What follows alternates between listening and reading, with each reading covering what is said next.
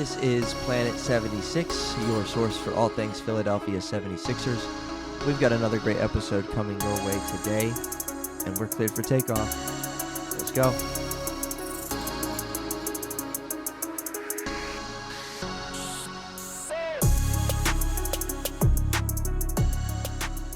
Welcome everybody, Planet 76, episode 91. My name is Michael and Troy is here too. We got some regular season to finish. Yes, sir. Very quickly approaching the playoffs. 4 games left, so we're going to break some of that down. Make sure you guys subscribe to the podcast as usual. YouTube, Instagram, Apple Podcasts, Spotify, the whole 9. Let's get into it. Tonight was the Bucks. We had... I'm drawing a blank. I can't see either, so I need to put my glasses. We had Bucks, we had Raptors, we had Mavericks. Right. Since we last recorded. So Troy, and like I said, this is going to be our regular season kind of tune down / tune up into the playoffs. Yep. So Troy, do you have any general thoughts on the last week or so? Biggest thought, I guess, is, the team is healthy. Yes. Not relatively speaking, they're healthy. I looked at I normally don't look just at ESPN or whatever for a preview of the game, and it always says who's out and who's in, and the Bucks tonight had a couple guys listed as out. Sixers had nobody on the injury report, and that's a good thing as you head toward the end of the season. Sixers again, they did lose this one to the Bucks tonight. Got down really, really big. Made a push in the third quarter. Tyrese Maxey was great. Had 29 on 9 of 15 shooting. Made a bunch of threes in this one. Win against the Raptors by 7 and a win against the Mavericks by 8. So good to see them take care of business at home. I thought the Mavericks win was impressive considering all they're fighting for. Sixers, even at the time of that Mavericks game, were kind of locked into their spot in the playoffs, and we'll talk about that, more toward the end. But good to get a win against that team, and then good to get a win against the Raptors team, again, taking care of business at home. And tonight's game against the Bucks, I'm not too concerned. It is what it is, end of the regular season. They they weren't going to get the 1 seed. Now they're 3 back of the 2 seed with 4 to go, so that's not going to happen either.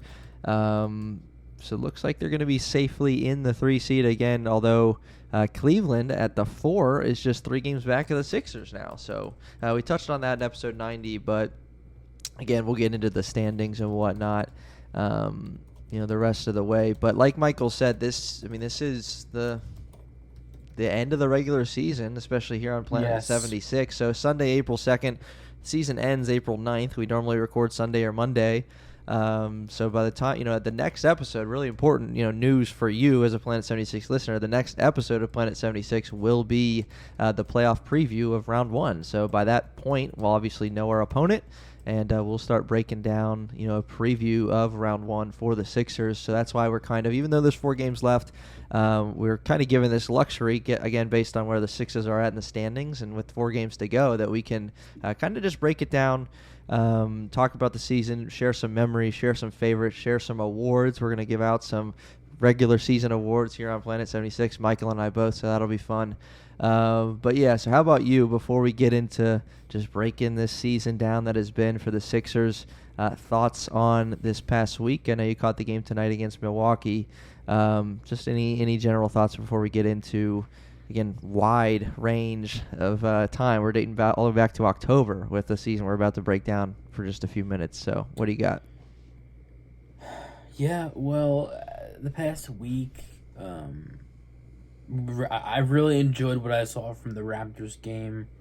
Obviously a little too close in the end, but the Sixers led for a large chunk of that game. Mavericks game was a bit too close. Bucks tonight, just a washout, really. Yeah. I don't have a whole lot to say about that game. The Bucks shot nearly 60% from the field. You're probably not. I say that loosely, although it hardly ever happens. You're probably not going to win if the opposing team shoots 60% as a team. Yeah. So I'm not going to say that it says this about the Sixers, it says that about the Sixers. really, it was a classic case of a team just absolutely scorching you while there's nothing you can really do about it. Yeah. Yeah, better now than in a few weeks, right? Better now than Yeah, or even in a couple honestly. of weeks with whoever they might play in the first round. Obviously, the Bucks are going to be someone that they could potentially see way down the road. I mean, that's a long time from now to even think about conference finals and whatnot. But better now than later. Again, not too worried. Again, because there weren't too many playoff implications in this game. Granted, if the Sixers were able to win, they'd still be 2 back of Boston with that being their next game coming up on Tuesday. But now they're 3 back of Boston with that being their next game with, again, 4 to go. So doesn't look too likely that they will do any moving in the Eastern Conference standings.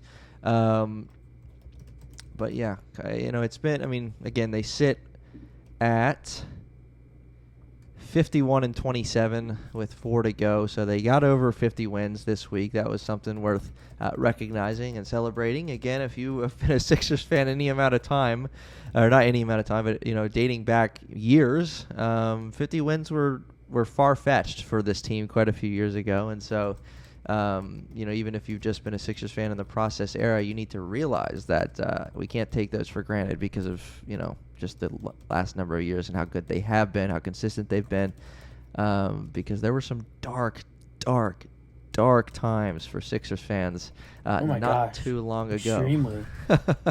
So 50 wins, we're happy about that. You know what, why don't we just get into it? I'm excited about it. So Philadelphia 76ers, again, 51-27, 4 to go, but let's give out some awards. Why not? Let's just jump right in. Let's give out some Philadelphia 76ers 2022-2023 awards here on Planet 76. We're going to give out probably 5 or 6 unless we think of some more, but we're going to give out an MVP. We're going to give out a Glue Guy award. We're going to give out a best game that we can just think of, that we enjoyed the most, the best moment maybe in that game, best performance from an individual player, and then a Newcomer of the Year award for someone who's new on the Sixers this year. So we're both going to give one on all of these. So they might be the same. They might be different. Very curious to hear Michael's answers, as I'm sure he is mine. But again, this is all positive vibes as we wrap up the regular season. So that's all we do here, right? That's right. So regular season award number 1. Why don't we start? I mean, typically you'd think you'd start with the something and then get to the MVP, but we're going to start with the MVP. Okay. So MVP for the Philadelphia 76ers this season. Now, there's a lot of different routes I can go with this. Sure. But let's be honest here. Let's really be honest. Right. Joel Embiid. Thank you. I don't think I even had to say that because it's pretty obvious and it should really go without saying. But Joel Embiid, MVP of the Sixers. I could have said Harden and explained myself. Right. But I'd have to do a lot of jumping through hoops to do that, and I'm not. I do enough of that, so I'm not doing that. Well, so that's Joel Embiid. Yeah, that's exactly what I was thinking when you said, I could go different routes with this. My initial thought was you could, and you'd have to really work at it. Yeah. And it'd be fun to watch. But I'm going Joel Embiid myself as well, self-explanatory. But again, it's funny even in saying that, and we've talked about this numerous times on the podcast. Is again, a Sixers fan. If you've been a Sixers fan a long time, like, this team and what they've been able to do the last number of years, getting 50 wins multiple times, being a 1 seed a couple years ago. Now you have James Harden on your team. Like, you don't take it for granted. And I think another thing you can't take for granted as a Sixers fan is Joel Embiid and just what he does. And, we can laugh a little bit about, okay, yeah, we're going to pick him for the MVP of the team. But, man, like, he's amazing. He's amazing, and what he's doing, this is arguably his best year.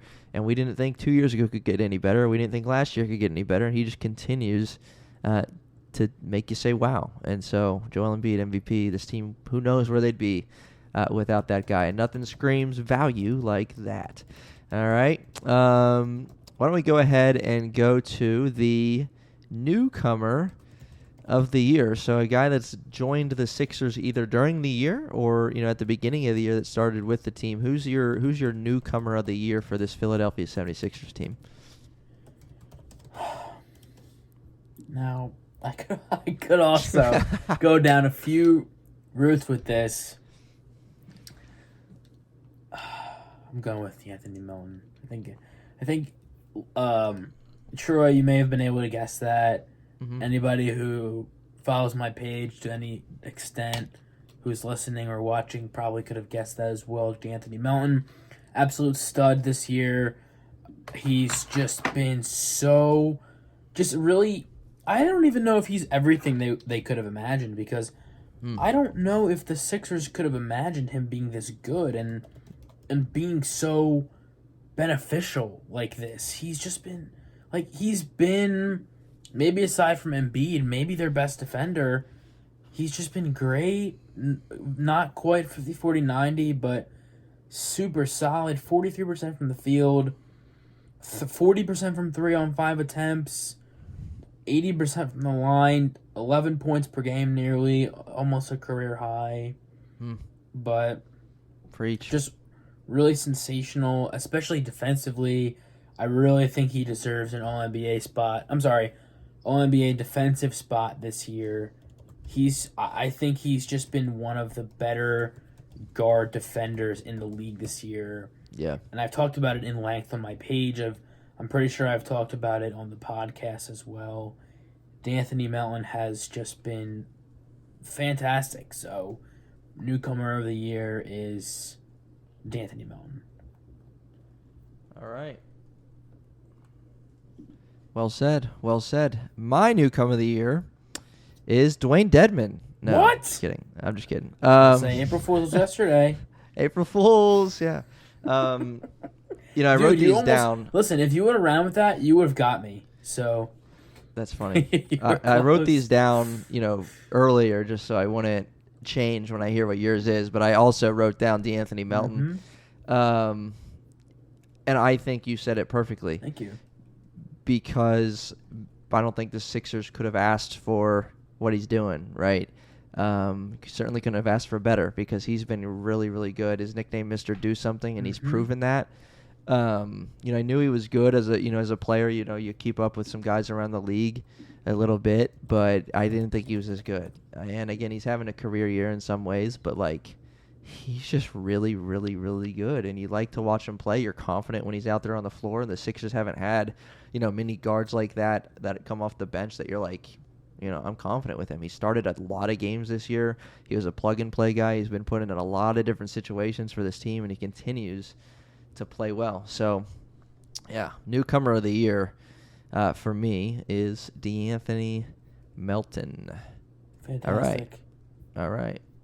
So, next, let's round out the ones on the players, then we'll go with some moments, some games. So, the Glue Guy Award, and that can be interpreted a few different ways, and I'm going to let you interpret that how you want to interpret that. A lot of people think Glue Guy Award is, it might be someone who averages a couple points but does the little things kind of, or, you could also interpret that Glue Guy like, he's just Mr. Consistent. He's done well for this team. He's been a staple for what they've needed. So who is your Glue Guy Award winner for the Sixers this year? Again, I hate to do this, but there's a couple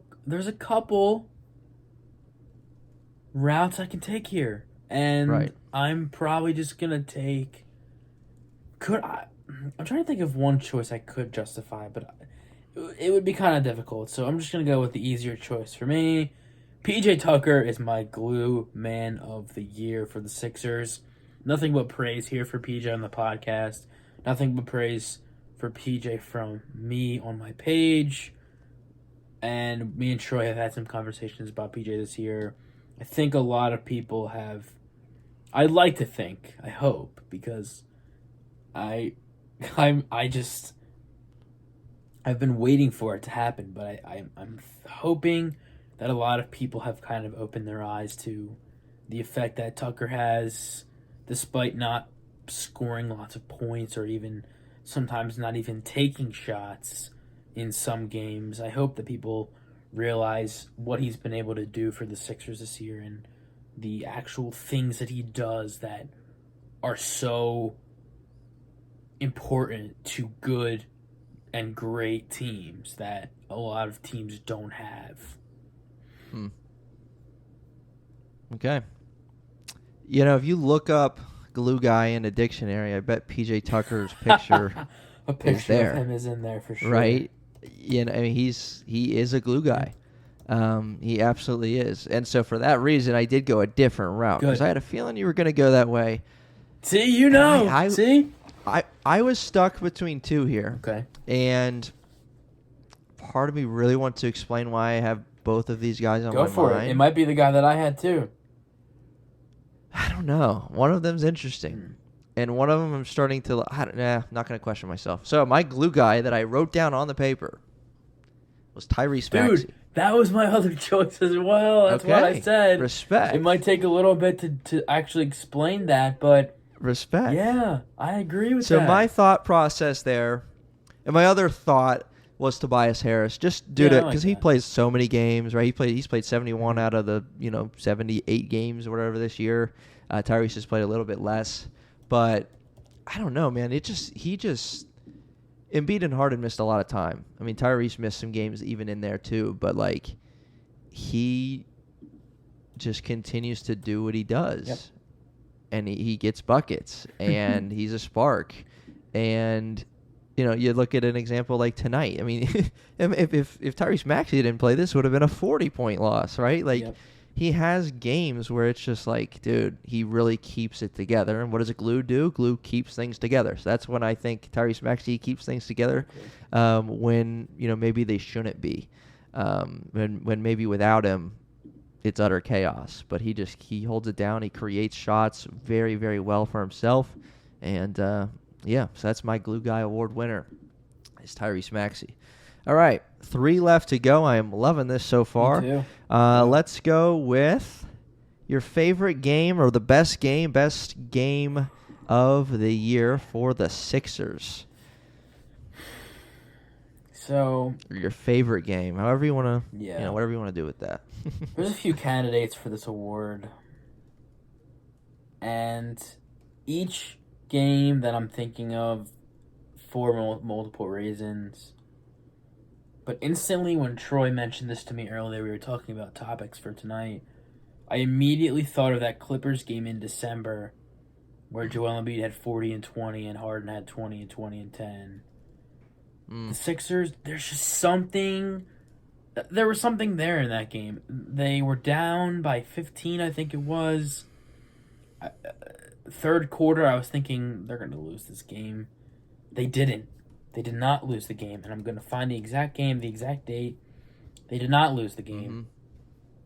And it was honestly one of the best Sixers games I've ever seen in my whole life. And I think that's saying something because... For as bad as they've been, in the process years, there have been some fantastic December 23rd. games. December 23rd, 2022. Embiid actually had 44 and 7 rebounds. James Harden had 20 points, 21 assists, which is a career high for how amazing James Harden is. 11 rebounds. Yeah. I mean, absolutely fantastic game. The Sixers end up winning by 5. Just phenomenal. Seriously, That's great. a good pick. That's a very good pick.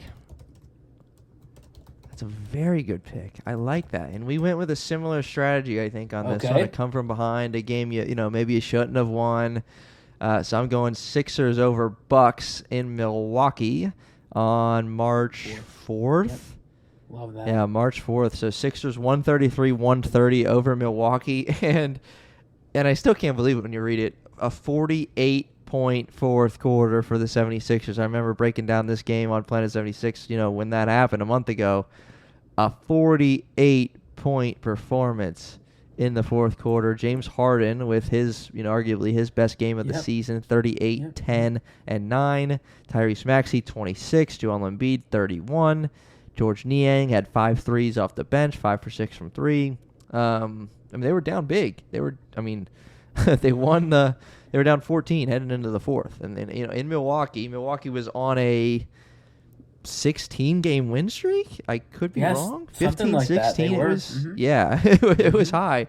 And Sixers came out with a win, and that just was so satisfying in the way that they did it to come from behind like that. So that's my best game of the year. Similar kind of thing, a best moment of the year. That could be, a sequence in a game. That could be a highlight play. That could be whatever. Your best moment from the year that was. And just even touching on the two games we just mentioned. The game you mentioned, 38 points for Harden, 11 for 11 from the free throw line, 5 of 9 from 3. Really efficient game shooting wise, and then the Clippers game wasn't really that efficient. He was 6 of 17, but 3 for 6 from 3, which is only 5 made free throws, 20 assists, only 3 turnovers. It's a 7-to-1 assist to turnover ratio. So yeah, favorite moment. I don't want to pick the obvious one because when it comes to Joel Embiid, it goes without saying. You don't need to say anything about Joel Embiid because he's just that good, and 90% of everything he does is just you can't really accurately put it into words. So you can imagine when he has a game that he did November 17th, 2022 against the Utah Jazz. You can imagine why and how that goes without saying. So I'm going to pick that, but I'm also going to pick something else because... Okay. Yeah. So what was that first one? Joel Embiid's 58-point game. 58. 17 boards, 8 November. Rebounds. I'm sorry. Right. What am I saying? 17 rebounds, 8 assists, 7 blocks, 58 points against the Utah Jazz. One of the greatest games in the history of the NBA. Joel Embiid's best game of his career. Arguably the best game in the entire league this year. Arguably, don't get mad at me if you're a Mavericks fan and you're watching this, or if you're a Bucks fan or a Nuggets fan watching this, because Jokic, Giannis, and Luka had some fantastic games this year as well. But I'm just saying, this is a Sixers podcast. I got to vouch. So that's right. But I also do want to give an honorable mention to Tyrese Maxey. 44 against Serrano, career high. 9 made threes, which he hasn't even come close to making, except for tonight, I think, where he had 7. They don't even have it on the scoreboard yet. Well, he had 7 the 25th as well, but 9 made threes against Toronto, 44 points. Absolutely smoked the Raptors in Toronto. What a moment that was for him. Yeah. Either. 8 rebounds. Phenomenal. Right. So my best moment, and then I'm actually gonna steal one of yours points there with Tyrese. That'll be my best performance. I know it's a little close to identify what's what, but best moment, I'm going with, it's hard to characterize it into one play, but there was a sequence that Joel Embiid had at the Wells Fargo Center January 28th against the Denver Nuggets on ABC afternoon on a Saturday. And Joel Embiid just had a really, really good sequence in there. A couple 3 balls. Got the Sixers back into it. They trailed by a lot. At halftime, they chipped away. And Joel Embiid ended up with 44. Is that right? That's correct, yep. Yep. No, sorry, 47. 47, 18 boards. James Harden had 13 assists in that one with 0 turnovers. But, emphasizing Embiid because, that's when I say moment, it's because the moment was Nikola Jokic against Joel Embiid. And nothing against Nikola Jokic, but Embiid was the guy that night. to help get the Sixers the win in a come from behind fashion. And if I had to put it into one play, it would be, the dagger step back three he hit late in the clock. The crowd went nuts. He went nuts. It was awesome. So that's my favorite moment of the year. All right. A couple left, and I'll start this one off. Best performance for me is that performance from Tyrese Maxey against Toronto for the 2-4 Sixers or whatever we were way back then at late October. He was amazing that night. The efficiency for him. I don't know if you mentioned that just a moment ago, but yeah, 44 points on 15 of 20 from the field. 15 of 20 from the field. And Joel Embiid didn't play that night. Harden did play. But part of a three-guard lineup, maybe the first time we saw it early in the season, Maxey, Harden, and Melton.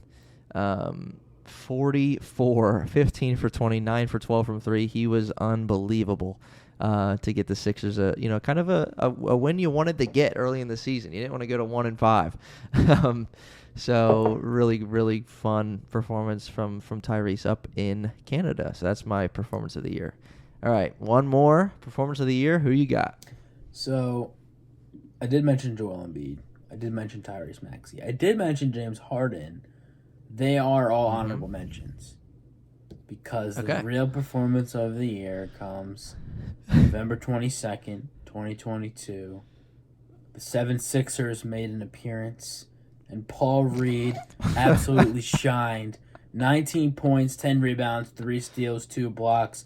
He was 7 for 9 from the field, 5 for 6 from the free throw line. 31 minutes. He was a plus 21, which for those that are into plus minus stats, that's really good, yes, especially for a guy who ordinarily plays backup center. 19 points, 10 rebounds. Paul Reed stole the show in this game. I think Embiid and Harden were both out, but the Sixers did win this game. Just saying. Wow. I like that one. I remember watching that game. He was the man. He was the man. And he came off the bench. He didn't he? Who started? PJ Tucker, I think? Montrezl Harrell started, baby. I also feel as though, I don't know if we're going to legitimately get a chance to touch on this with these awards, but I would really like to acknowledge Tobias Harris because we have talked, decent length about Harris this year. He's always a polarizing, arguably the most polarizing player for this Sixers team. This year, indeed, it was a good year for him. I think it was a good regular season for him. He had his fair share of very good games. He had some 25-plus scoring games. I think he had a few 30 pieces as well. Let me check. Did he really not have 30 pieces here? I swear he did have a few. He got close a couple times. I know. He had 27, 25. What? I swear he had at least one. Anyway, I do want to also give an honorable mention to Harris. I don't know your thoughts on that. Tobias Harris. I like it. I think he does deserve a shout out. Again, talk about a guy who pretty consistent throughout the year. You look at and how I like to judge consistency. Is by looking at a guy's efficiency month to month. And Tobias's worst month field goal percentage wise was 47%. That's pretty remarkable. He had the month of December he was at 55% shooting. He again, consistency because he plays, right? Because he's in the lineup at pretty much every single night, giving you 30 minutes a game, and he just plays well when he's in. And he's a guy that we're going to talk about it a ton in the days to come, and the weeks to come, and episodes to come. But he's a guy the Sixers need in the playoffs, and he is a player that is we've talked about it a lot. He's in the spotlight when things are bad, and when he puts up his 18 to 22, you don't really hear much. But he's a guy that we need We need him to be aggressive. Yes. We need him to not have games where he shoots the ball 4 or 5 times, because he is that good offensively, and you need him. So, all right. Regular season awards. I like it. Shout out again to Joel Embiid, the MVP, Yes. at least here on Planet 76 for the Sixers, and our vote for league MVP as well. So, wish we got a vote. That'd be cool. Anyway. All right. So, Michael, again, a peek at these standings. A few games to go. Not a whole lot gonna change, we don't think. 51 and 27, looking like we're going to be the 3 seed. Looking also like we're going to play the Brooklyn Nets. And the reason I say that is because there's 2 and 2.5 games of separation on either side of them.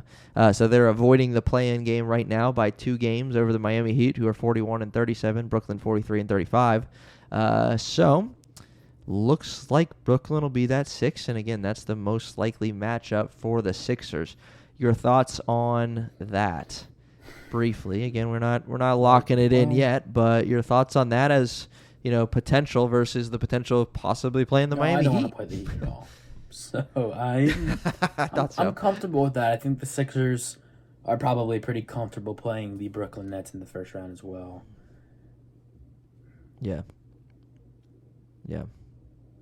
You got to be comfortable with that. You got to like that. You got to want that at this point. Because Miami, again, who knows what they can do in the playoffs. You don't want to see them. I don't envy Boston if Boston ends up having to play Miami in the first round, which, again, it's how it looks to shake out right now. There is a play-in game. Miami beats Boston in the playoffs. Ooh. Watch. Just there we go. Let's let that marinate. Let's let that go all the way, baby. Let's go.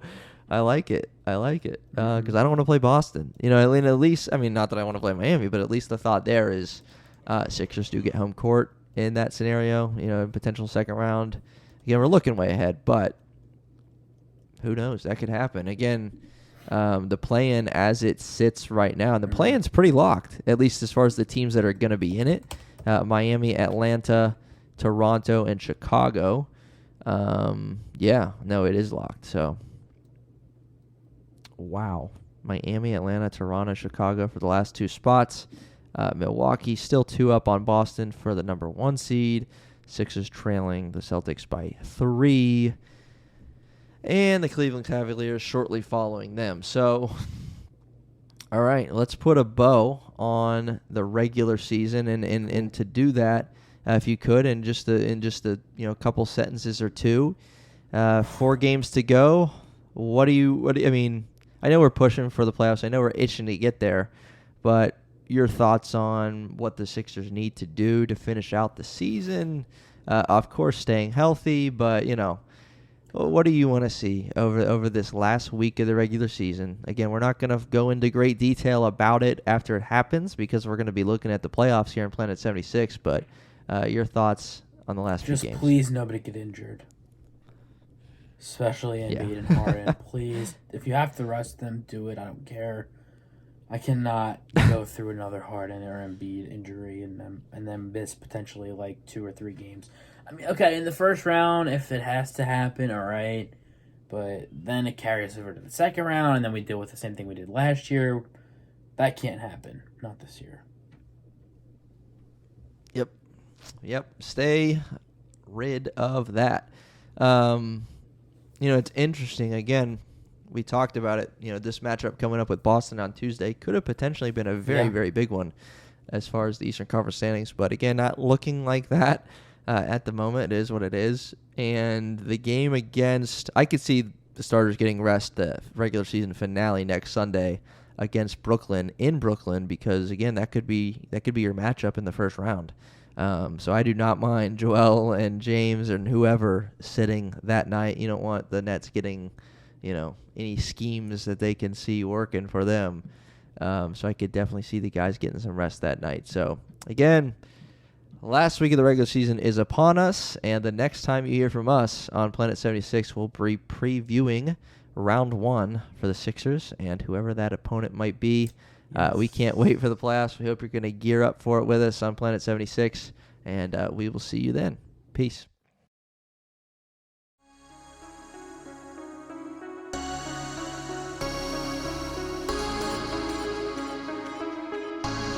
If you are a Philadelphia 76ers fan, this is the podcast for you. Planet 76, a weekly podcast covering all things Philadelphia 76ers. We'll see you next time.